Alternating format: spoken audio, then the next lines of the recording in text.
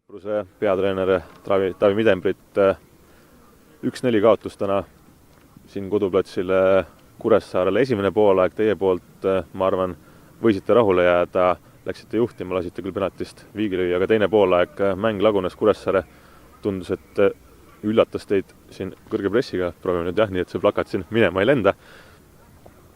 Kuidas teile see mäng treenerite pingile tundus, kas oled nõus sellega, et Kuressaare teisel poolel lihtsalt surus teid ära?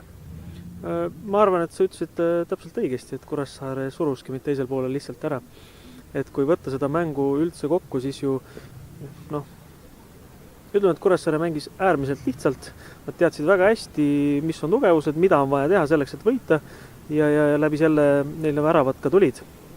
Et kui võtta meie seal mõnda väravat, mis me lasime, siis ka oleks pidanud mängima lihtsamalt ja kohe liini taha nagu Kuressaare ja need väravad poleks olnud, aga kaotasime siis nii-öelda, ehk siis üleminekust lõi Kuressaare värava ja need olid murepunktid täna, et me tahtsime ikka mängida natukene liiga palju palliga, mida ei ole võimalik teha selles Kuressaare vastu, ehk siis Premium-liiga võistkonna vastu, et millega ma nagu hätta jäime, oli tegelikult täna puhtalt veidikene selline taktikaline küpsus, mida Kuressaarel on kindlasti kõvasti rohkem, aga ka füüsiline vorm, et kaua me seal kestsime siis mingi 60 minutini, siis oli 1-2 veel seis, meil oli veel võimalus mängu tagasi tulla, aga sellega me hakkama ei saanud ja Kuressaare kasutas väga hästi ka selle mõne perioodi ära, mis meil oli ja sealt nad panid selle 4 tükki kokku, 3 tükki siis juurde teisel poolel, et see oli otsustav selles mängus kindlasti, jah.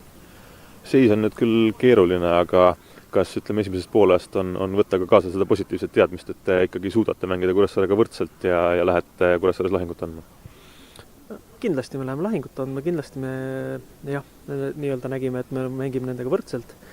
Võib-olla palligi isegi natuke rohkem, aga see on ka ilmselt nii-öelda võistkonna valik, et täna nende taktikaniga pool või lähenemine tõi edu ja arvestades hooaja nii-öelda faasi, kui hilja me ikkagi veel mängime ja veel muru peal, siis on see riskide vältimine üsna niisugune arukas tegevus. Algkoosseisu kohta ka väike küsimus. Siim Stenbalm ja Magnus Villota täna mõlemad algkoosseisus, kuigi neid sellel hooajal väga palju olnud ei ole. Millest sellised käigud? Viimasel ajal Palm on näidanud tõestanud, et treeningutel ta väärib ka seda mänguaega, et tal olid las ta läheb siis, ilus staadion, aga tal oli ka vigastusega probleeme ja nüüd ta on nagu terve ja nüüd ta saab võimeline mängima, et ma arvan, et värava ei taha täna ei jäänud midagi.